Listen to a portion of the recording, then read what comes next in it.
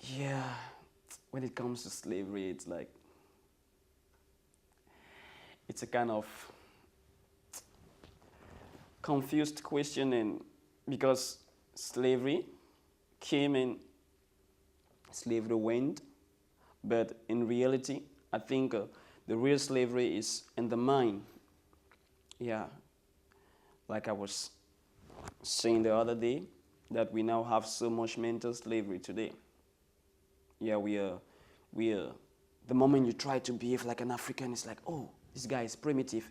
We should be West. We should dress West and think West and speak West and dance West. Yeah, to me that's a more dangerous form of slavery. The abolishment of slavery, which we are celebrating this year also, was a huge step, you know, not to look down at that step and say it didn't mean anything. It was huge. I mean, imagine the world without that step, you know. So we applaud, you know, both Africa and the West for the steps that have been made so far, you know, and good job, pat on the back, but there's still a lot of work to do.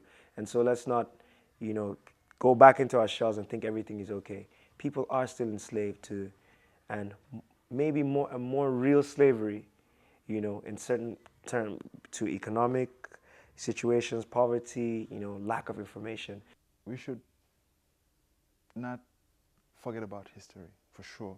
We should not, because that was the painful time for those people going through it, you know. That was really painful. So I think we need to keep their memories alive. But same time, we just cannot be like, yeah, you know, there was slavery, that's why it's not working in Africa right now. That's not an excuse. And personally, I feel so far from all that.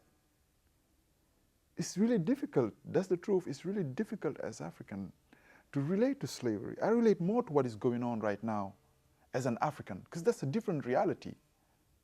That's a different reality than being taken from a land, brought to another land, and forced to work. That's different. Slavery exists in Africa on many levels. A few months ago, you hear stories in the press about children as young as 14, 10, at the coast having sex with foreigners, and it's against their will. So it's still going. It's an ongoing thing. And recently there was a story about how footballers are being traded in the West, and it makes you stop and think. Maybe it just became something else. In a lot of ways, slavery, as we conceive it, has been replaced. You know, neo-colonialism, and now globalization or Americanization of the whole entire universe. I feel that there's now new slavery that's being experienced on an institutional level, you know, with countries being caught up in a capitalist system. Whether it works or not, they find themselves in this system and they have to make it happen. So on the one hand, you have that slavery, that form of slavery. On the other hand, you have a very individualized slavery, so that people within those systems are slaves to the system. The World Bank and the IMF they seem to be really to me, they're more selfish organizations than not. But in my country, 95% of our budget is funded by taxes, through taxes. 5% is funded by grants from the World Bank and the IMF. So there seems to be a general awareness that we need to shake off and it's as a reaction to the structural adjustment programs. When the whole SAP things ended, Africa sort of realized that we need to figure out another way of doing things. Yeah, so in Kenya, they were in the beginnings of funding ourselves. My view, I would say no. I would say no. No, because I know the slave trade has been abolished, but there is, I call it a secondary form of, slavery. Formerly, when the whites came, they came all the way to our land, okay, to take the people. Like, I wouldn't use the word, is it drag, to drag them into their country for them to work for them. But for now, They are not doing it. They are in their own country, and it's like they are pulling us gradually. I really don't want to be bogged down with this issue that it's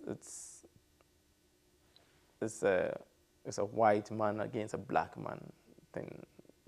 It's just money against those who don't have money. And I'm sad to say, maybe if it was Africa that had the money, we might be behaving the same way. We had this talk and agreed, we all agreed on it, that actually slavery, let's say the ancient form of slavery, was just based on economics, nothing else. It was not because when the first time the white man saw the black guy, he was like, I hate this guy, I got to make a slave out of him. It didn't happen like that. It didn't happen like that. They were like, okay, we've discovered this land, and the people we found there, we've almost killed them all. So we don't got no labor there. We need some people working on the land there. Okay. Someone remembered, oh, I discovered a continent, a land during one of my journeys. So let's go back and take those people. Economics. Pure economics. You know, and maybe they were transforming it into something else nowadays. Because really, I was getting stuck, like when I arrived in London, and just see people like, like machines. You got to go to work. You got to go in the tube. You got to get out of the tube. You got to wait until 9:30. And you got to get out at this hour. And to me, it's economics still. Still, it's economics, you know? But people are getting controlled another way, you know? You need to buy this flat TV. You need to buy this clothes. You need to buy this car. That's slavery still. I think a lot of people tend to think it's Africans who are enslaved, but, you know, I mean, Europeans are enslaved in their own way. And whereas Africans probably dwell on the fact that they were enslaved by Europeans and probably still remember this and continue thinking along that line, it may be well to stop to think, well, you know, hang on a minute, maybe it's not all one-way traffic, this enslavement.